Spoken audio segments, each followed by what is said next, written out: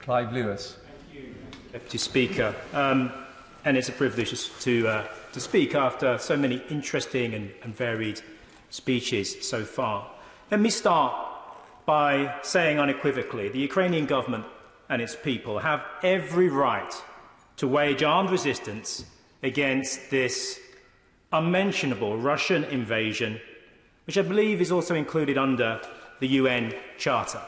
That's the first thing I wanted to put down on record. But from then on, I think some of my speech today may find disagreement with members in this place. I support the government and its arming of Ukrainian resistance.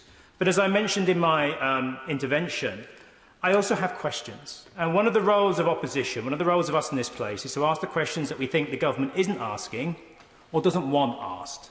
And that's our job here, and that's what I want to do today in my speech. And in my intervention, I asked whether we were doing enough to put in place precautions about the arms that are going into Ukraine, the billions of pounds of arms that are going into Ukraine, and some of them quite lethal.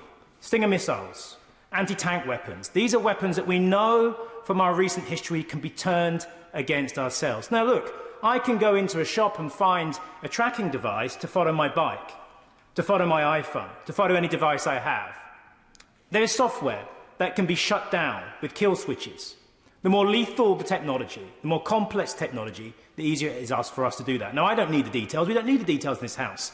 But I want to know that the government is thinking a few moves ahead. And that's what I want to talk about today, thinking beyond the immediate, trying to be strategic, thinking about the consequences of our actions now. Actions which are right, Mr. Speaker. Arming the Ukrainian people is right, but there are other actions that will come from this. So how do we make sure we learn from the lessons of the past? So I think it's time to pause and reflect. Where do we want to be in 6 months? Where do we want to be in a year? Where do we want to be in 10 years' time? And there are some questions I want to ask. They're questions that have been raised by an organisation called Rethinking Security, and I'm going to very quickly go through them now. There are about 7. Do we see military might as inherently wrong, delegitimised because of Russia's actions in Ukraine? Or do we merely see it discredited in the wrong hands and validated in the form of our valiant allies and armed forces? Do we recognise the horror of all humanity caught up in war? Or do we decide, like malaria and cholera, that this is some African or Asian malady that intrudes intolerably into safe, civilised Europe? Do we recognise that oligarchic interests have captured and corrupted our own political, economic and media structures? Or do we make examples of a few Russian playboys and declare mission accomplished? Do we really want to break our easy addiction to imported carbon? Or do we just want to find a new dealer? And I say this noting that the Prime Minister is on his way to Saudi Arabia, a country that has just executed 81 people and is conducting a brutal war in Yemen. I'm kind of smelling some inconsistencies here. Do we believe that Ukraine, Belarus and Russia are all integral to Europe and commit to their eventual inclusion within a secure and just peace system? Or do we decide that a new Iron Curtain is the best way to divide and subdue a continent at arms? These are the questions that we need to be asking beyond the immediate. But I want to come now very quickly to the role of the oligarchs and the role of their interests. This is the rot that is at the heart of our politics and economy. We've heard repeatedly how the benches opposite are bankrolled by the richest, including oligarchs. That is who they represent, Mr. Speaker. This is writ large in their policies and their policy choices. But don't take my word for it. An investigation by Open Democracy in 2019 revealed that in a decade of austerity, the Conservatives took 130 million in donations. 80% of their 2019 general election funding came from the elite leaders group, with exclusive access granted to group members for a fee of £50,000. Other examples. Overseas territories. British tax havens are responsible for 29% of the £245 billion in global taxes the world loses to corporates, according to the Tax Justice Network. We know donors and elites can essentially purchase a permanent seat in the House of Lords. Look at the owner of the Evening Standard, who I'm very pleased to say our own leader refused to be photographed with. We know elites in our own media own 90% of the UK-wide media and print, and it's controlled by just 3 companies. I'm going to give you a quick quote here. Yeah, I will happily give away, yes. I mean, this is an incredibly important debate for all of us. Yes. Feelings are very strong, and a massive amount is being done by our constituents, by the government in a whole series of different sectors. I just wonder whether the Honourable Member for Norwich South, who's got so much to contribute, so many valuable thoughts, really needs to try and focus on an argument about the funding of different parties as his key contribution to this debate. I think the reason that many of us on this side want to focus on this is because at the heart of what is going on, we understand that for many years, the people, Putin, the same man, the same circle that devastated Russia, asset stripped it, planted that money into the City of London. This was their city of choice. That happened on the watch of successive governments, but your government as well. And so I think it is critical that we understand that Putin and the people around him and how they've enriched themselves and how they've engorged themselves and how they've made themselves powerful, we have to understand how that's happened if we don't want it to happen again. And we also have to understand how our democracy is also being corroded by similar interests as a people in control of Russia. I will give way. All of my honourable friend is aware of the £30,000 accepted by the party opposite from the wife of Putin ally, Lyubov Chernykin. And let's be clear in answer to a member over there. This is Lyubov Chernykin, who's married to the ex-Russian Deputy Finance Minister, Vladimir Chernykin. At that time, the former Defence Secretary, then Gavin Williamson, now Sir Gavin Williamson, was actually warned at that time about cyber attacks from Russia. We had the absurd situation where he himself took that woman around Churchill's war rooms on a private guided tour. This is the point that my honourable friend from Norwich South is making. This party opposite is steeped in Kremlin money.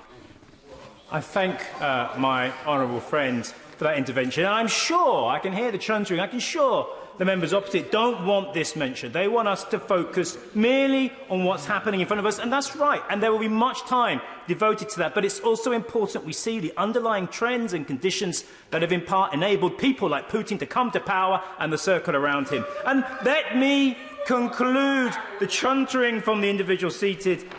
You can make a point if you wish. Come make a point. Go on, Shelbrooke. Mr. Deputy Speaker, the honourable gentleman has just said that this party brought Putin to power. Could you remind me who was in government in the year 2000? Thank you. I'll give you a quote.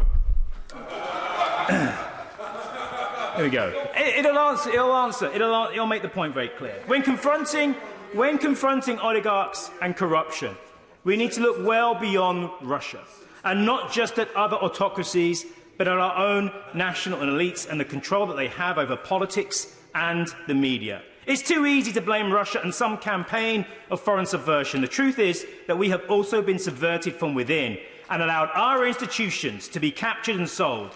Our media is oligarchic, and so increasingly is our politics. Whether Russian, Australian or British, such concentrated wealth and power is detrimental to our freedom and our security. I'll give way to another member. I'm most grateful to the Honourable Gentleman for giving way in the middle of his rant. Even supposing his absurd conspiracy theory were correct, could he point to one single policy decision by the government, by any government, that's been made as a result of his alleged corruption? To be quite frank, I'm pleased to see the honourable member here and not in his Caribbean home. Can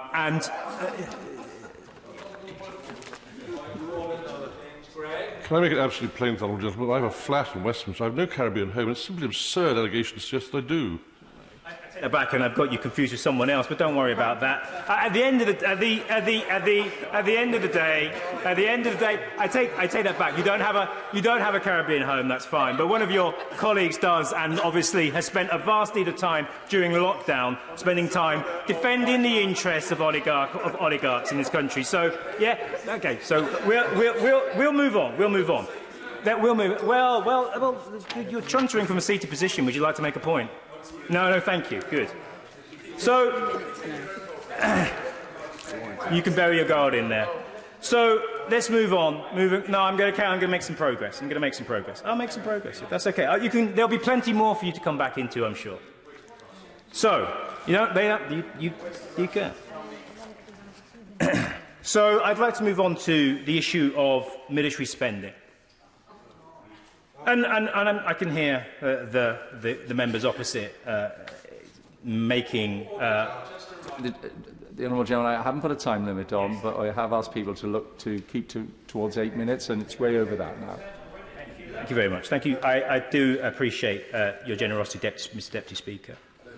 In terms of expenditure and increasing expenditure on defence, I think the first question we have to ask ourselves is making sure that what we spend already is spent properly and efficiently. And I don't think we can say that about the military defence and procurement, which is known across government as pretty much ineffective and inefficient. I only have to mention names like the Ajax armoured vehicle to make the point that billions have been spent already and misallocated in a very inefficient and ineffective way. So before we start talking about spending more, let us not forget that we are one of the biggest spenders when it comes to armaments in the world. We dwarf Russia. We spend more than Russia every year.